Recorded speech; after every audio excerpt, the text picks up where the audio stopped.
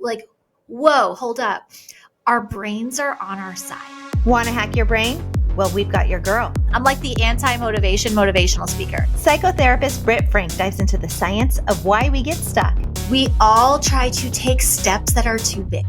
Hello, New Year's resolutions. And teaches us how we can micro-yes our way to success. This idea that we need to feel motivated to make changes is totally false. Like, you don't need to feel anything to change everything, and that's a fact. This is one intentional living that will blow Self-love, too big. your Self-intuition, too big. mind. Connection to spirit, too big. We've got to start small.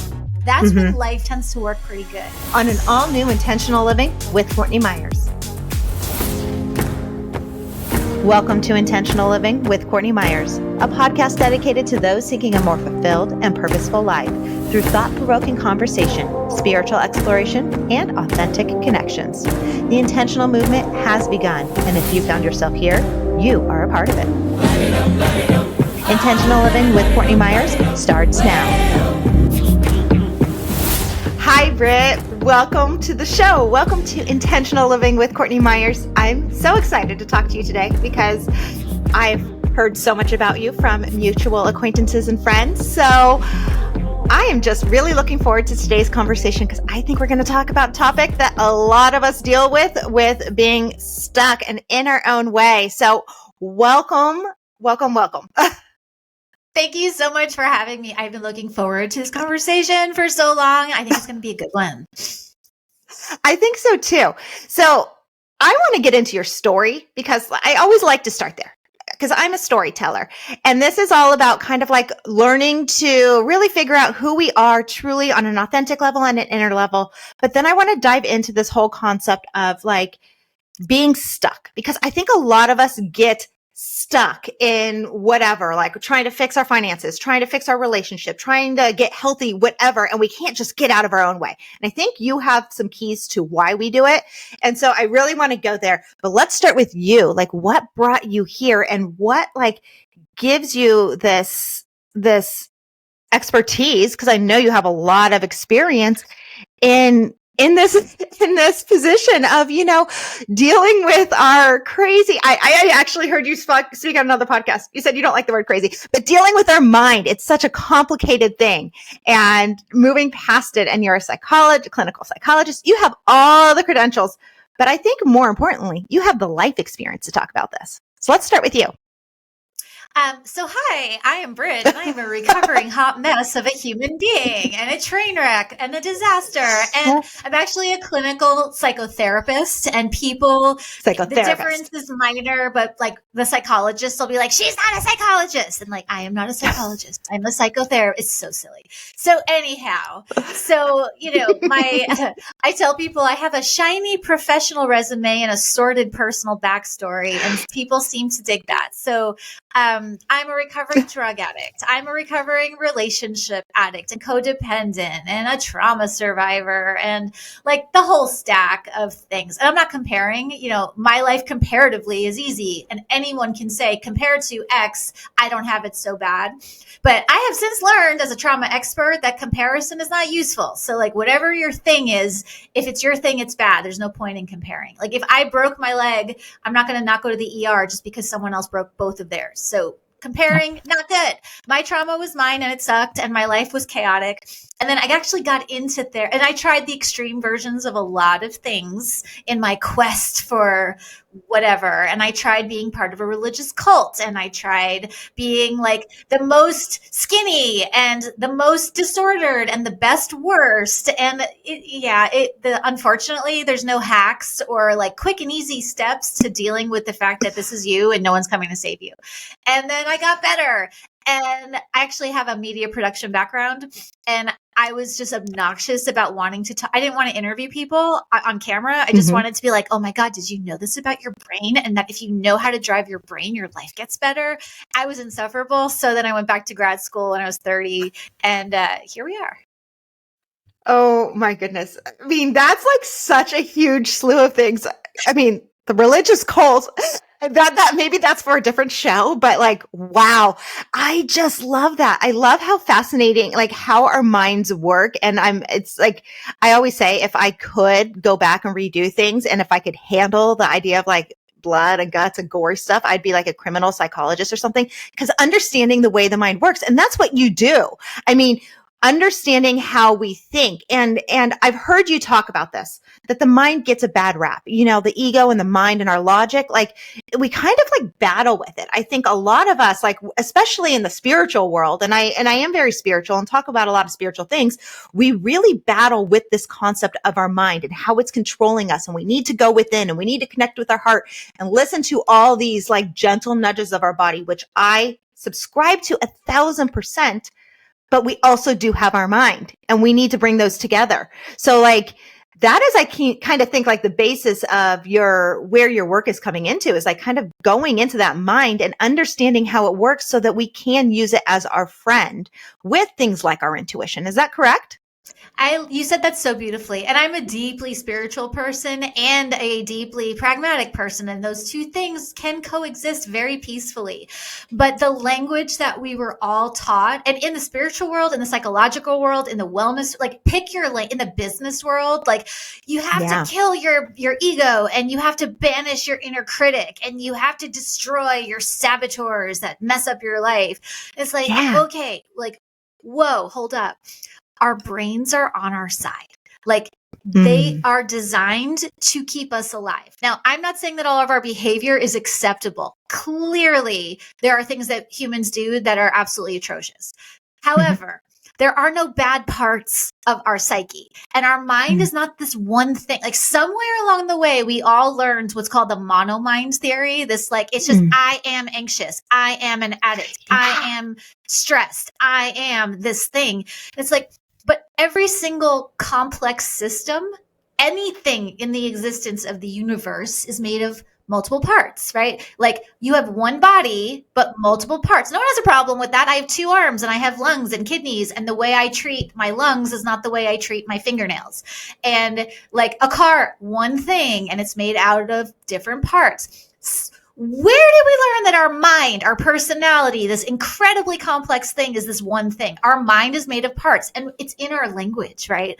Part of me knows that I shouldn't make the phone call, but part of me doesn't care because I want to talk to this person. Part of me knows I should go to the gym, but this other part of me wants to lay on the couch eating flaming hot Cheetos and binge watching Gilmore Girls. That's just me, maybe. But like, if you think about it, that's so incredibly profound. Like you're talking about the parts of yourself, but we're not taught that you can make friends with every single part of yourself. The parts of yourself that think bad things, the parts of yourself that want to take you down a bad path. Their behavior is not acceptable, but their intention, like the human brain's not designed for happiness. The human brain is designed to be alive, to survive. And so if you learn how the system works, you can befriend your brain. My like little shticky thing is everyone has multiple personalities to a degree. If we're talking about the voices in our head, we all have them. Imagine if they could all get along. They can. And my work is how to do that. So let's bring all of our voices to the little party and all make friends. But I mean, but like you said something that so many things. You said so many amazing things there. But like, so the concept of like, okay, I want to like go to the gym and eat healthy, but I also want to sit on the couch and eat Doritos and binge watch Gilmore Girls. You know, that comes down to something that I actually love. I've heard this a lot. DSD, do something different. It's something I take from Amy Porterfield. And when I heard that phrase, I absolutely loved it because I think it is something that we should do more of. I think we should put ourselves out of our comfort zone. I think we should try to do something different, especially if something in our life is not working. And logically, a lot of the times we really know, like, okay, I want to lose 10 pounds. I need to do something different. I need to not, like, I would choose ice cream probably and reality TV, you know, Temptation Island or something instead of Gilmore Girls, even though I like Gilmore Girls.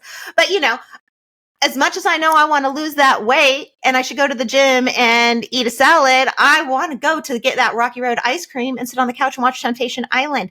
And so, like, I know, like, that's where I think we get stuck. And how do we get out of that? Like when our logical brain knows that we need to do something different, but we just can't. Oh, you teed that up so like I could not have scripted a better tee up to to my thing that I like love to talk about because the do something different is exactly spot on and the neuroscience backs that up. But here's where we all get stuck. we all try to take steps that are too big. Hello, New Year's Oh, resolutions. Like, if our yes. brains don't like big, our brains don't like giant leaps. And if you look on like Instagram, everyone is taking these giant leaps and doing these big, huge things. But you can't do that when you're stuck in the starting gate. Like, once you build momentum, then you can do big things. But if you're stuck on the couch with the rocky road and the temptation island, and you think, I'm going to eat a salad and I'm going to watch a documentary and then I'm going to run 5 miles, it's not going to work. Your brain will, I call it your brain safety team, not the critic, not the saboteur, not your dark shadow ego, whatever. Your brain's safety team, which is oriented towards comfort at all costs, because our brains are designed to do a thing and keep doing it because that conserves energy. We have to make the steps smaller. And I call them micro yeses, because the steps people want to take are too big. Even if they think it's too small, like going to the gym, your micro yes is not go for a walk. Your micro yes is put your sneakers by the door and look at them. And then that's it. And then your micro yes the next day is to walk over to them, pick them up, put them down, and then go back to the couch. And your micro yes the next day is to put them on and then go sit back down. And everyone pushes back on me. How am I supposed to get anything done if I'm doing this micro yes thing? That's dumb. But like, you're going to get where you want to go faster doing micro yeses than if you try to do something different in too big of a chunk and then you end up stuck and shamey and feeling bad and beating yourself up. Micro yeses get you started, and the pace you start at is not the pace you stay at. Once you get going, you can take bigger steps. Micro yeses get the job done of going from stuck to unstuck, period. Wow, that is huge, because I actually heard someone do this, that they like made that commitment to themselves. I forget who it was. It was a story that my husband was telling me of someone who wanted to like make it the habit or make the commitment to getting healthy and going to the gym. And literally for like, I think it was like 6 weeks, or maybe it was 6 months. I don't know. It was for like a decent period of time. They went to the gym every single day. They parked in the parking lot, walked in, 5 minutes, didn't work out, walked in, like walked around and walked out. And they got to the point where they started to want to work out, but there's like, no, I'm just going. And I don't know, is it more that we're like these micro yeses are creating the habit and making us familiar and comfortable with doing the action? Or what are these micro yeses actually doing to our brain?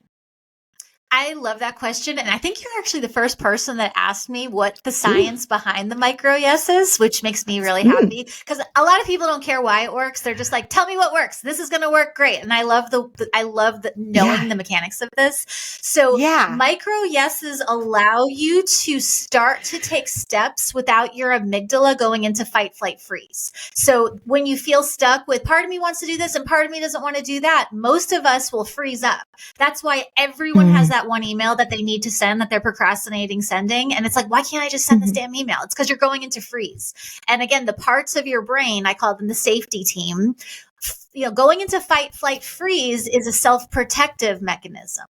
And micro yeses allow you to, it's sort of like in the Mission Impossible movies where he's crawling under the lasers. Micro yeses allow you to crawl under the lasers so your brain doesn't flip out and trip the alarm system and shut you down. So when you're taking a step that's small, it allows your brain to do what's called defensive orienting. Like if you're super into the neuroscience, this is a somatic tool. Defensive orienting, and animals in the wild do it. It's like where you scan to make sure that nothing bad is happening. Okay, I put my sneakers by the door. My life's not falling apart. Nothing bad is happening. I'm still alive. Everyone's still okay.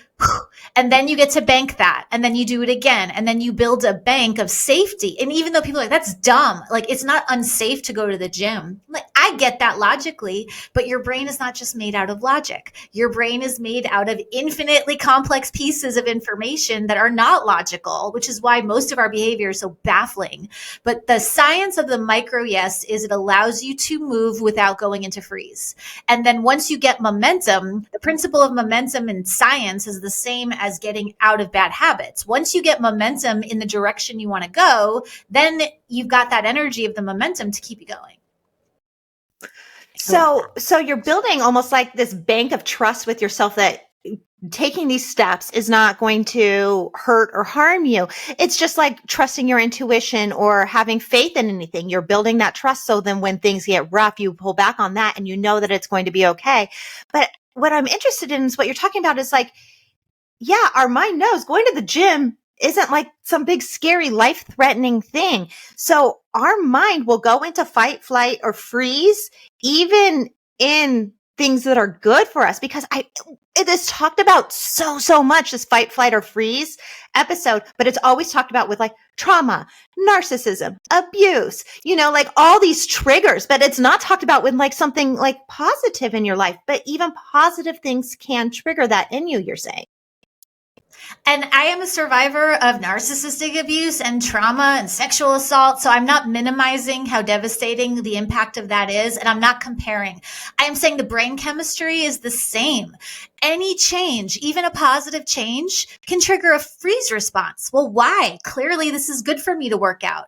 Yes, but your brain is not designed to tolerate big changes. Your brain is designed to conserve energy. Your brain is primed for autopilot. Like anything that can get us on autopilot is going to be, quote, good to your brain. And anything that disrupts what it knows, even a good thing, is going to register as bad to the brain. And so we have to understand it's not logic that puts us into freeze, and it's not just trauma that puts us into freeze. It's anytime your brain is going to perceive something changing homeostasis or the precise balance of the familiar, it's going to freak out. And so micro yeses allow you to very subtly, and when people are like, trust your intuition and trust yourself, that's a really big order.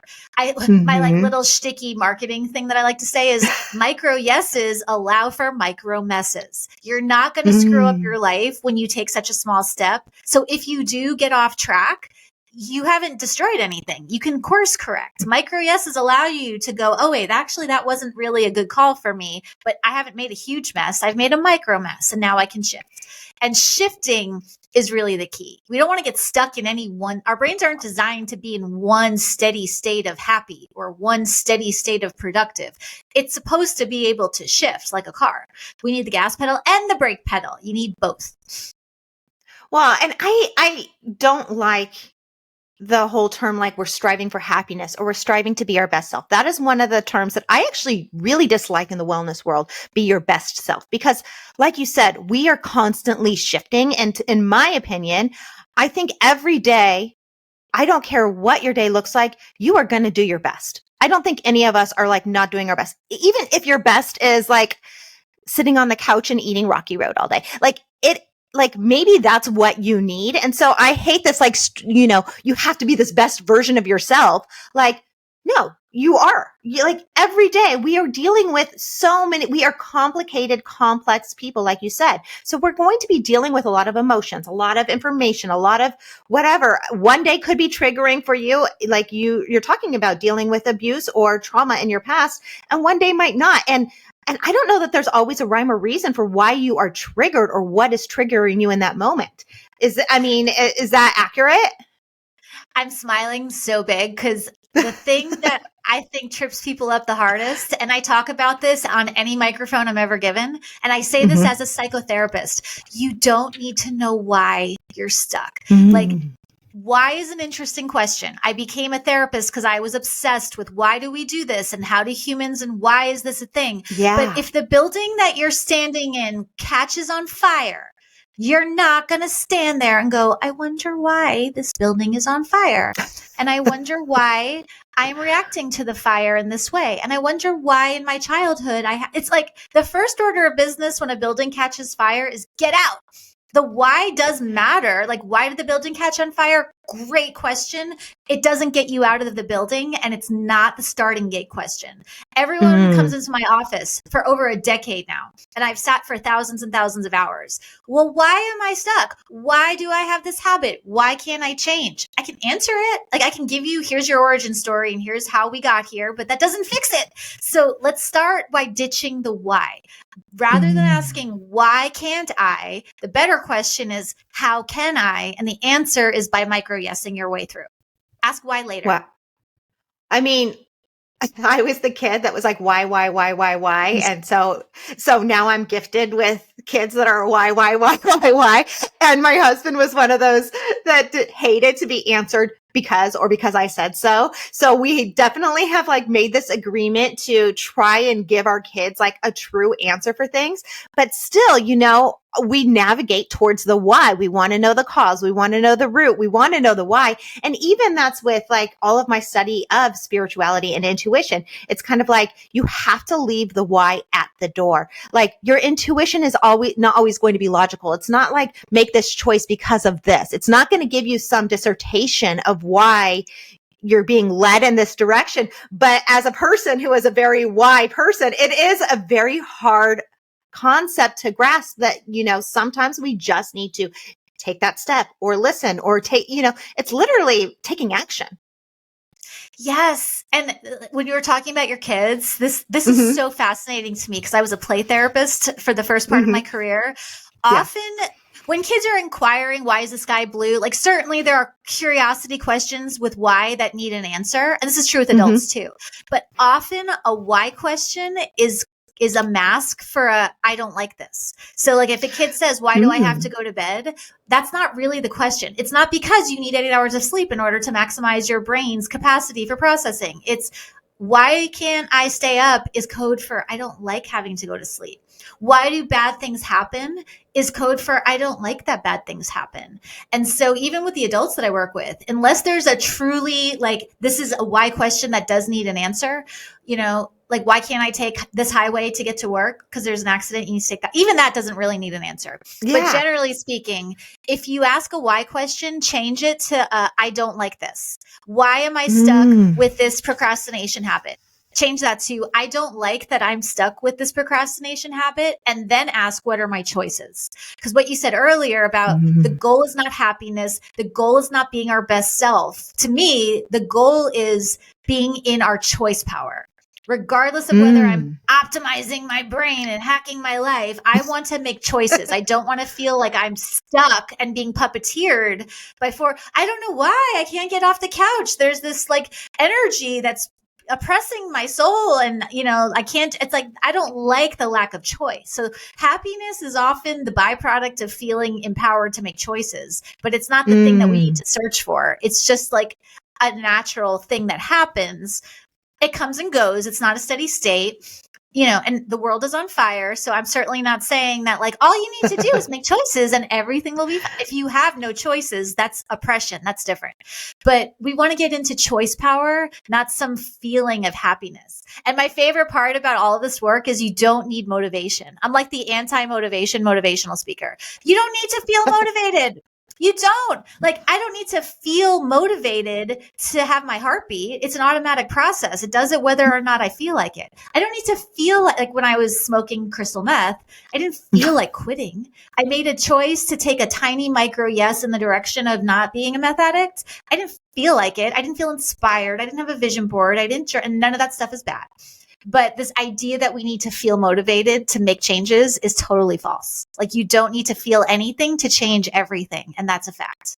Well, wouldn't you say that the small changes help to bring about that motivation to make bigger changes or to continue on with your changes? So essentially building that bank of proof is what's going to create that motivation, whether you have it or not. Yes. Like motivation comes after you start. Like once you're not going to feel like it. You're never going to feel like it. If you are a person that feels like it, good on you. Like I'm super pumped that your brain works that way. For a lot of us, motivation comes after we start. And then motivation is the thing that creates momentum after we start, not before we start. Motivation is the output of doing things, not the thing that gets us to do things. Yeah. Well, and even going back to what you said, like having choices, that's what I've realized, especially with your children, because talk about oppression or being in a dictatorship. Like there's nothing more similar to a dictatorship than what goes on with young children and their parents, because children, for the most part, do not have choices. It's like, you're going to do this. It's time for your bed or this, the parents have the power.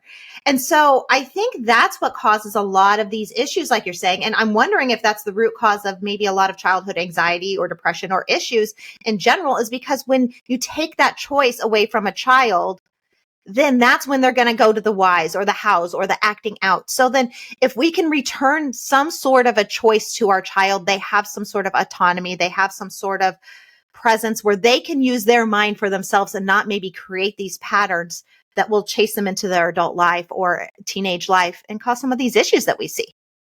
Okay, I just like totally fell in love with you just now. I'm like, oh, you are so preaching. Like, preach it. Yes. So take me to church. This is so my language. Like, it's why it baffles me when people are like, adulting sucks. I don't want to adult today. I'm like, no. Being a child sucks. Like, like, I understand paying bills and paying taxes and dealing with, flat tires and leaky faucets is not fun.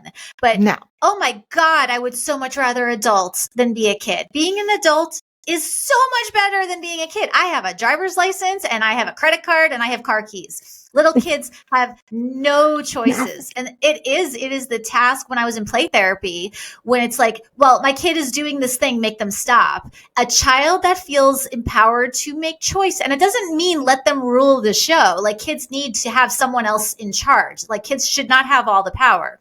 But a child that feels empowered to make choices on behalf of their own body, even if it's as simple as, and this is profound, it's not simple, but no, you don't have to hug grandma. Like, I was raised in a be nice and give grandma a kiss, sit on your uncle's lap or he'll be sad.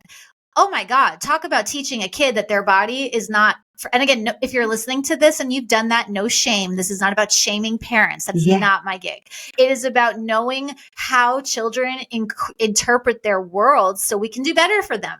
Never make a kid give a hug.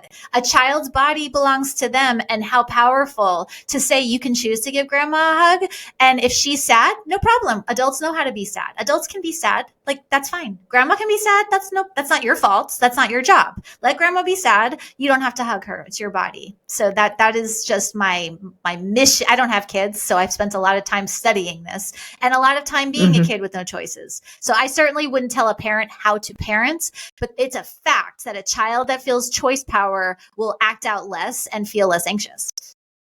Well, and I did read that my kids are still very young, when we were having our kids, to give them the choices that you can. Like, certain things, like, you're not going to give them a choice in everything, but it's like, okay, do you want to wear the red dress or the green dress? And then they're like, no, I want to wear the princess costume. And you're like, okay. Like, my daughter, we've been under a freeze warning the last couple of days, and she's been, at home running around in a bathing suit. That's her choice. She wants to wear a bathing suit. We have the heater on. She's not freezing. She's not outside. If she goes outside, we bundle her up.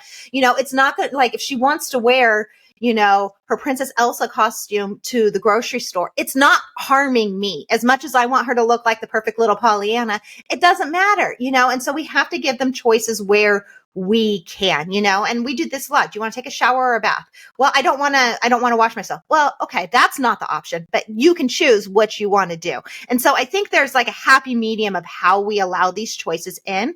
But when we don't and we force it, like you're talking about, sit on Nana's lap, give Uncle Joe a hug, whatever, like that. And then you're like, well, they're going to be upset. That's, I think, where we create this epidemic or this whole society of people pleasers, which is a huge topic right now, being a people pleaser, which I have been my entire life as well. Like, you worry so much about other people's feelings and we negate our own. And I think that's one of the things that becomes hard, especially when we're talking about something like getting out of our head and not being stuck, is getting out of our head because we're so worried about what it's going to do to other people, the emotions it's going to cause in someone else. Yeah. Yes. And the people pleaser thing goes in so nicely with this parts idea. The idea that we're not just, I am a people pleaser. No, you're not. You have a part of you that learned to people please to preserve safety. That's not you. That is a part of you. And the tool that I like for things like people pleasing or perfectionism or procrastinate or whatever your thing is that you don't like that you do is don't think of it as an all-encompassing personality trait. It's one part of you. And I wasn't taught that. Guess what? You can dialogue with your mind. Like, you can talk to the parts of yourself just like you would talk to a friend. Hi, Britt that likes to people please. I know you're really scared to say no to this person. I know this is what my thought life sounds like. It sounds absolutely bonkers. Like, I don't like the word crazy and that there's no such thing as a crazy person, but we can feel crazy. And when you start dialoguing with your personalities, you're going to feel crazy. Like, but it works. Hey, part of me that feels like I need to say yes to this person. Well, okay, let's talk about this. When you say no to them, they are going to get mad at you. You're not wrong for thinking that. I can validate that. But here's the thing. Them being mad at you doesn't mean that I, capital B Britt, is not going to take care of you, little b Britt. And if we can dialogue instead of monologuing, I know I shouldn't people please. I know I really want to say no, but part of me just feels like I have to say yes. Great. Talk to that part. How would you talk to that part like you would a friend? Again, science has shown we are much kinder, more compassionate, clear, and collaborative with other people than with ourselves. And the tool to break through that is self-dialogue instead of self-monologue. Not I, me, my. It's, hey, you, let's talk. It's weird. That is, that is huge. No, we are so much better with people outside of us. I actually had this conversation with a girlfriend the other day. She was like solving everyone else's problems around her. And she's like, I'm really good at this. But when it comes to my own life, like, I'm a train wreck. I can't just, like, she can't focus enough on her own issues. But like, you come to her with a problem and she's like, boom, boom, boom, boom, boom. There's the answer. She's like, it's like written down. It's perfect. So it's hard to do it for yourself. But I even had this thought this morning because I deal with anxiety. And I'm actually, once again, listen to things that you have said.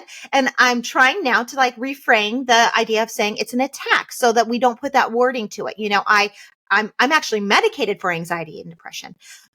So the root of where I really struggle with it is ruminating thoughts. Like, I go in that circle and my mind doesn't stop. So having a dialogue with my mind actually sounds a little scary to me because it sounds like I'm actually going to contribute to this constant, dialogue that's going on nonstop all day and every day in my head. And so how do you deal with it? Like, how do you have that dialogue when it's like you're dealing with it I'm medicated because it can be debilitating at times. It can take over your life. Whereas, some people deal with anxiety on just like an issue basis or like something comes up. But when you're really dealing with it, like on a constant basis, how do you change that? How do you manufacture or not even manufacture? How do you deal with those thoughts? And I have OCD and I have anxiety and depression and I take meds too. But I love thinking of my medication, not because I'm crazy or disordered. It's because I take meds for the same reason I wear shoes. It's a lot easier to walk in a world with shoes on. When my feet are supported, I can move further faster. It's not because I don't wear shoes because my feet are diseased. I wear shoes because life's easier with shoes on. My brains better when it's medicated. So it's not like, what's wrong with me that I need meds? It's like, you wear shoes, you wear glasses, take meds. It's all the same thing. So there's that. So I do it too. So with the ruminating part, and I would, again, like, you're not my client, so I'm not going to therapize you, but I'd be like, you don't ruminate. You have a part of you that ruminates. I have it too with my OCD, stuff. Yeah. And so when I'm stuck on a rumination, when that part of me is stuck ruminating, I can't always break the cycle. But instead of fighting with myself, God, why can't I just stop? Why can't I just stop the thing? Like, shut up, boys, shut up. It's like, I call this the follow your drunk friend around the bar exercise. I know when I'm on, like, when you were in your 20s and you had the drunk friend, you're not going to talk her into being reasonable. You just have to sort of follow her around to make sure she gets home okay and that she doesn't hurt anybody. Sometimes I have to follow my drunk brain around, which means if I'm on a rumination cycle, it's, oh, babe, I know we're not getting off of this right now. I know this thought is going to percolate and spin and spin and spin, but I just want you to know I see you. I'm here with you. I'm going to make sure that we can get through this as fast as possible. I'm not mad at you. I'm going to do what I can to help break this. And I do this while this part of me is ruminating. I'll be on a loop.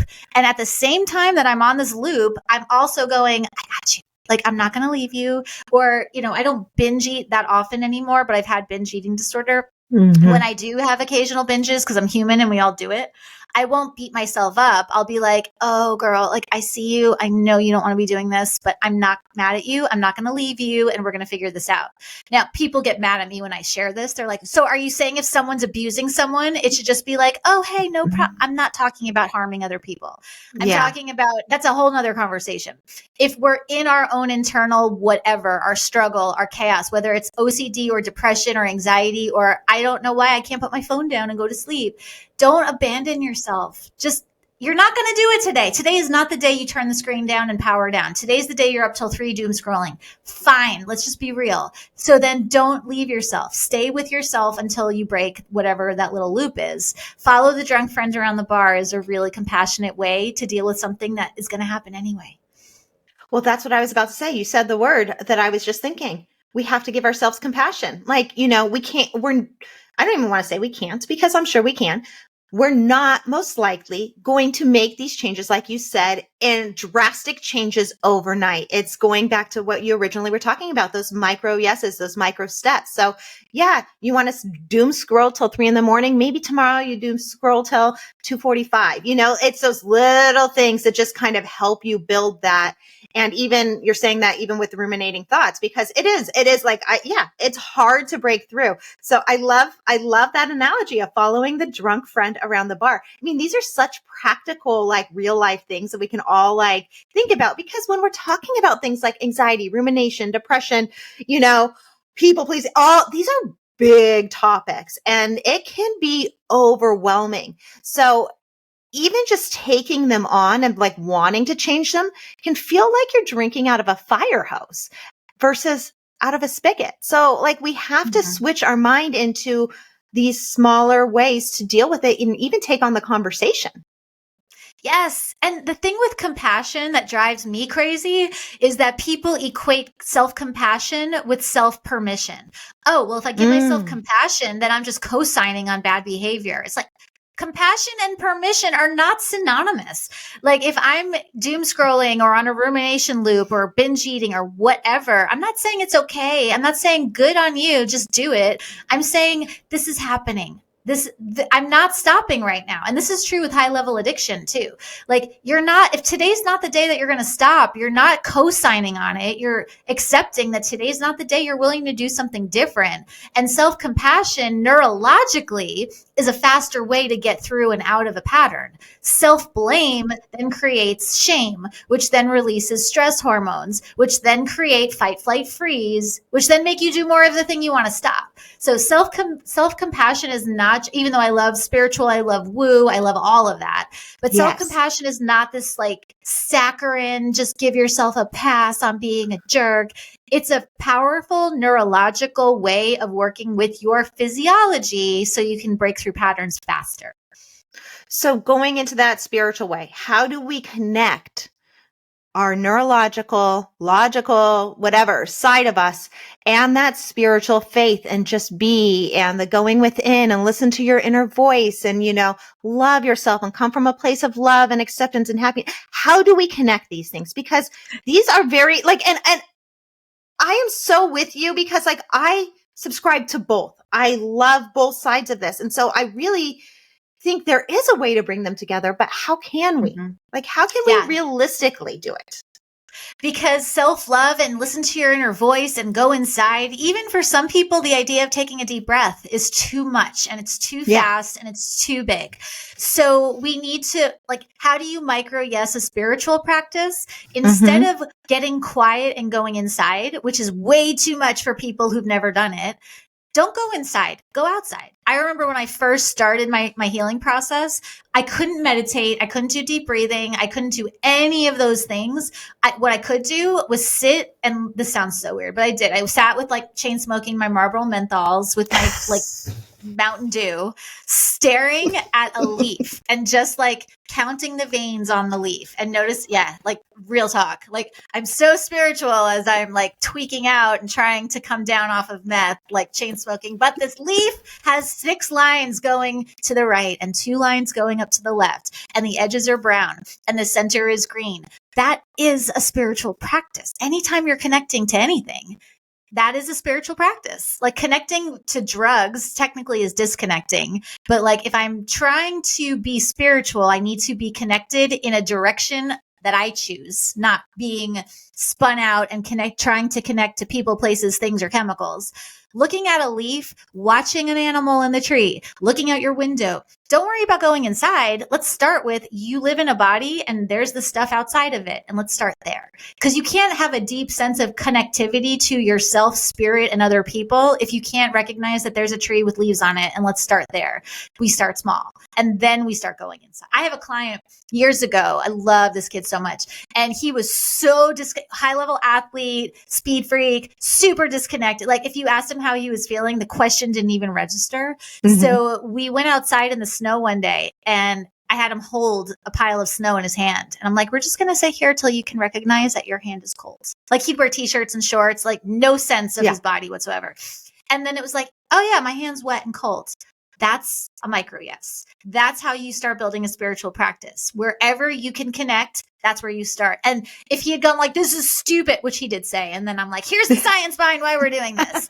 And that person grew into a deeply connected spiritual person who could meditate and do yoga and find the stillness within and listen to that still small voice and be heart-centered. But none of that stuff is possible if you don't micro yes your way through it. Self-love, too big. Self-intuition, too big. Connection to spirit, too big. We've got to start small.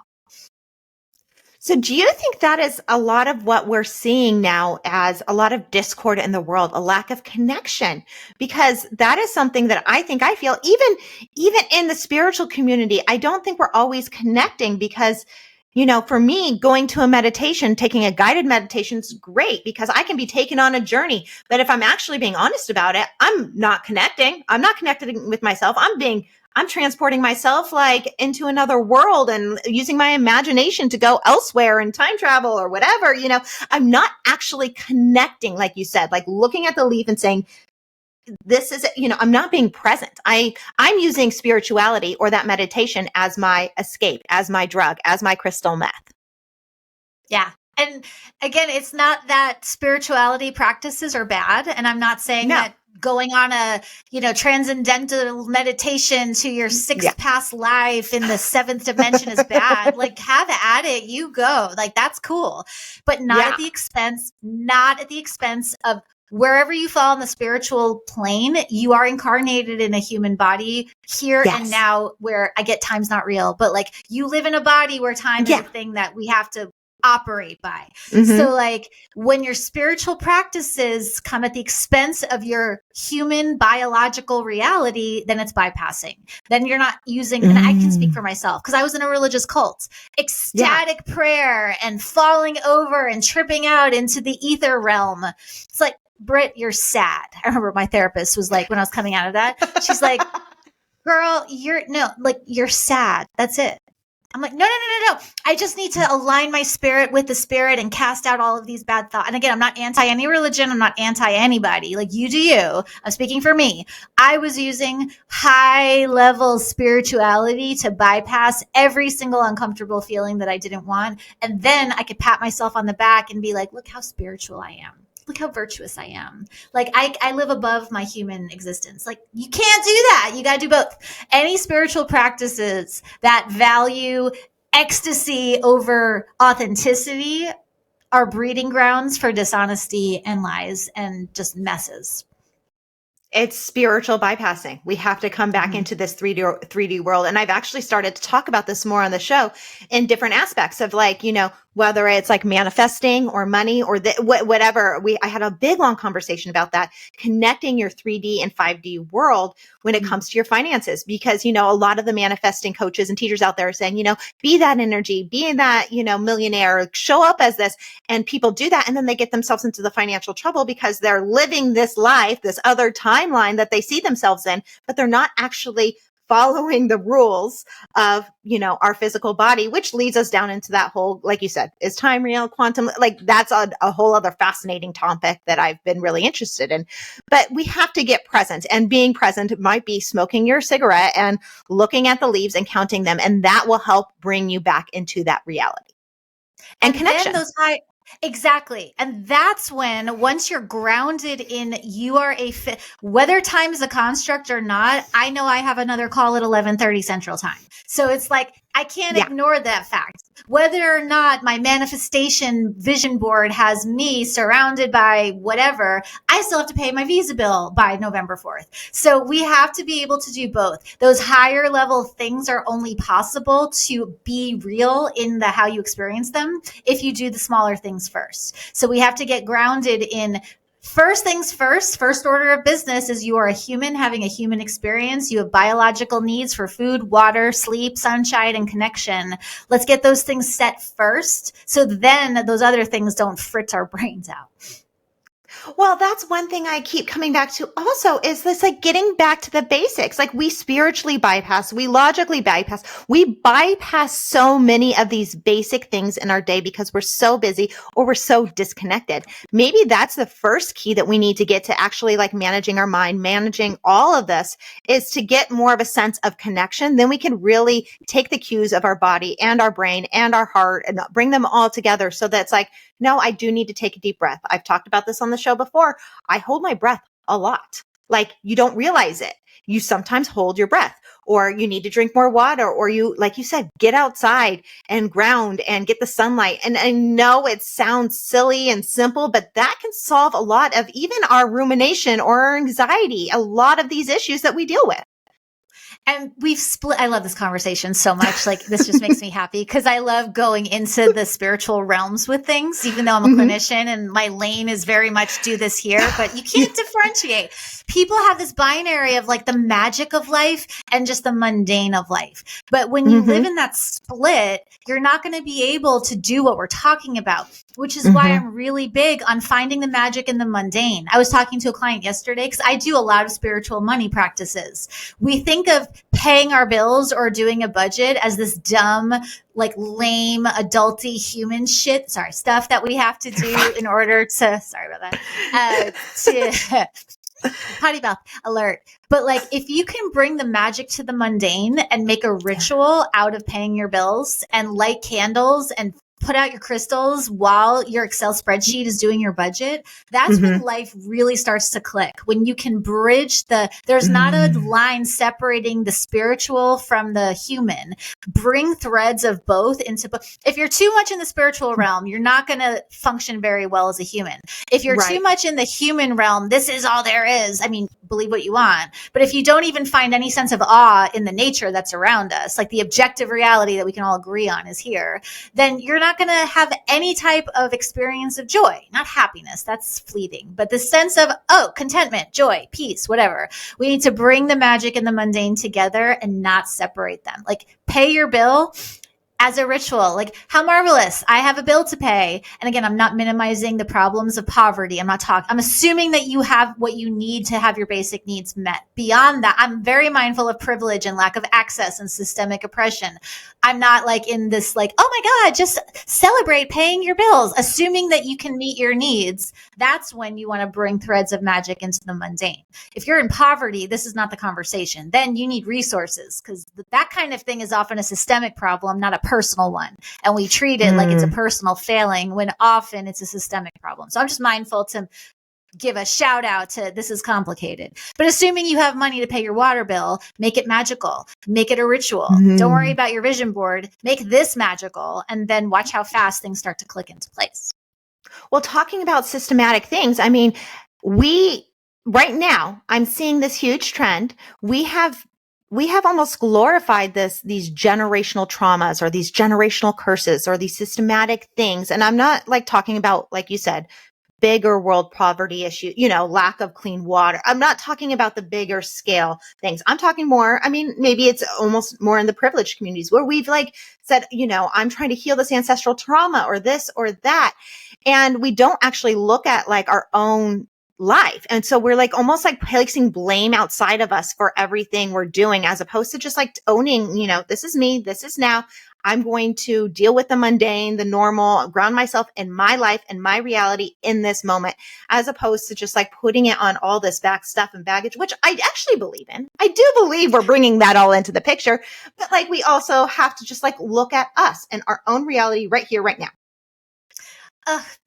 I'm smiling again because I have a very, very skillful therapist. Yes, I take meds and I go to therapy. And I believe in the generational ancestral stuff too. And so does Yeah. he. And we do deep work on that. But he knows me so well that there are some days where I come to session and he's like, what are we working on today? And I'm like, I really want to work on the generational maternal line that brought forth this mess. And he's like, okay, Britt, he's like, how about you're stressed out at work and you're not sleeping well? And we start here. He's like, not letting me bypass my stuff. Like that stuff's important. And sometimes you need to do generational work before personal work can be done. But my therapist knows me well enough to know that I want to go do generational stuff because it's easier on me than the personal stuff. And we need both. We need a healthy, clear collaboration between future self and present self and past self and present self, and not one at the expense of the other. Yeah. I mean, it's just taking responsibility for our own choices in this life, in this moment. And yes, there are bigger things at play, and we can go down.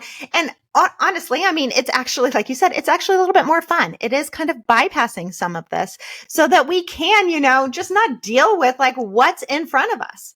So like, let's make a ritual out of paying the water bill. We want to talk to the voices in our head, and we want to follow ourselves around like we're that little drunk 20-year-old taking shots at the bar, making sure we all get home safe and go to bed, and give ourselves grace in all of this. Because I don't think you saying you're a hot mess is any different from anyone. I think we all have that hot mess side of us. Parts of us, right? You're right. I'm not a hot mess. I had parts of it, and I still find the I am language because it's how we were all trained. But switching from I am to parts of me are, and this going back to kids. I don't know why I keep going back to kids, but kids are so connected implicitly to their multiplicity. We train it out of them. If I have a kid who's like, their mom brought me in because they're hitting their sister and they're like really aggressive. This kid is so spun up in shame and I am bad and I'm doing these bad things. It is magic when you say to that kid, sounds like part of you really hates your sister. And that part of you is having such a hard time. I wonder how you and I can help this part of you to deal with this a little bit better. Then that kid gets to be the hero of the story instead of the villain. We're still taking accountability for hitting is bad. Yeah. And it's not separating that this part of you, the demons made me do it. It's not that. It's that this is a part of you, but it's not all of you. And you are empowered and can make choices what are your choices to help this angry part of you? Instead of don't hit your sister, hitting is bad. I get that. If it's going to happen, which it happens, then it's use parts language. Kids know that they're parts. You don't have to explain multiplicity to a child. They know it. And then we learn to forget it. So part of the task of my work as a therapist is not to change who you are, is to help you remember who you are. Because once there's a leader in charge of all the voices, life tends to work pretty good, assuming relative access to safety and resources. Well, I mean, I know why you keep going back to children. I talk about it all the time on this show. Our children are our greatest mirrors. They're our greatest teachers. We come in so connected, knowing everything. I mean, we know how to eat. We know how to breathe. We know how to sleep. Like, well, maybe we don't know how to sleep. My son didn't sleep for the first 18 months of his life, but we know how, whether we choose to or not. But we come in so connected, and it's as adults that we shift that, or we grow out of it, or it's trained out of us, and whatever your environment is. And so if we can get back to that and maybe that's why inner child work is such a big thing, and it is really helpful. And I've even had that, that I've done some inner child work, and I've talked about it on the show also. Is like, my daughter, she's 4, and I don't know if it's a sensory processing thing or what, but she's always rubbing on me, always wanting to touch on me. And like, it's, having a child cling to you or rub on you all the time, it's like, it's too much. And so I get frustrated, and my husband will remind me, that's your inner child. Maybe that's what you needed at 4 years old. And so like, I have to try and like rework my brain. So not to be like, stop, don't. So once again, I always come back to this. There's enough pressure on us as parents. It's hard. Like no pressure. I feel it every time I have a guest and we start talking about children. It's like, God, I'm fucking up my kids again. But turning it back around, like going back to where you were at that age so that we don't train it out of them. They are connected. They know what they need. And, yeah, I've never heard it described as that they know that they're so multifaceted, but that's part of it as well. Exactly. Like for the kid that rubs, like, and I have so much compassion because like I still have sensory disorder. I've got 2 fidgets that I'm like messing with as we're talking. So like it's a thing. It's like, oh sweetie, like part of you really needs the connection right now. I so get that. I wonder what our choices are to have connection because mommy has to go do adult things right now. So what are 3 choices? And then you help that kid access choices on behalf of the part. The entire task of adulting ultimately is, can you lead, can you align all of the different parts of yourself so that they're not fighting with each other, so that you are empowered to make choices. It's the same process on a kid. And I feel for parents because a lot of parents don't realize they have all of these parts of them that now they have to parent all of their voices plus their actual kids. And it feels really overwhelming, but it does make the lift easier. You're not a bad mom. You have parts of you getting triggered while parts of your kid are getting triggered. Like, okay, You're not a horrible parent messing up your kid. You have parts of you that under stress pop out and are fearful or afraid or anxious or whatever. And there are solutions to all of that. And self-leadership, not killing the ego, not banishing the critic. It's being able to, the metaphor I use particularly with the men I treat is, it's like you have a sports team and you can't trade any of the players. You have to find a way to coach them, and you have to find a way to bring out the strengths of all of them and work with where some of them aren't quite so skilled. And that's how you get a team to play. And it's the same thing. We don't need to like kill our parts. We need to align them and then to lead them. That's actually a new project I'm working on. A new book project is how to do that. Oh my goodness. I love it. Well, how do we get your book, your first book? How do we follow you so that we can learn about this new book? And how can we work with you? Because this is such a fun conversation. I actually just want to have you on again to talk about cults because I want to hear all about that also, but we didn't get to go down that road. But so how do we give? Oh my God, it's fascinating. So fascinating. It's actually coming out right now that the cult I was in is kind of, once again, the cult leader finds out to be accused of sexual stuff and like news at 11, shocker. So I'm delighted to come back on and chat. Find me on Instagram. Come say hi. I don't have like a team managing my stuff. I do everything. I post everything. I try to answer every comment and every DM. It's just my name, @Britt Frank. The book is The Science of Stuck, and you can buy it wherever you buy books. And the workbook is coming out in June, and I'll keep talking about the new book as more deets come. So thank you so much for having me. This was fun. This was a lot of fun. And yeah, let's talk about the cult stuff next. Let's do. So excited. I love everything you're doing because I love, like I said, as the Y kid, I love the science behind it. I love to know. I mean, there was a show on Netflix where they talked about like criminal psychology and the backgrounds. Like we're so complicated, and the way the mind works and the psychology behind it, it's fascinating. And that's why it's so great for me to be able to do shows like this and to have you on and to really like pick people's brains like this, because it is like, there's so many different things that go into it, and there's so many different things that make us who we are. And we are so multifaceted, so that when we can learn and just absorb all of this stuff, it just really creates a really cool story and narrative that we can all take into our own lives. So thank you so much. Thanks for having me. And that's it for today's Intentional Living with Courtney Myers. Thank you so much for listening. And thank you, Britt Frank, for such a great conversation, a very fun conversation all about the science and the spiritual aspects of ourselves. We're such multifaceted people, and bringing them all together so that we can get unstuck, make those micro choices, those micro yeses, and really move our life forward in a connected way. She's such a wealth of information, and it was such a great, fun conversation. If you want to get in touch with Britt or get any of her books, I'll put all the information in the show notes below. And as always, you can find Intentional Living with Courtney Myers and Intentional Media on our website at CourtneyMyers.com. That's where you'll find courses, books, and everything else that we have going on. So I'll talk to you soon. Bye.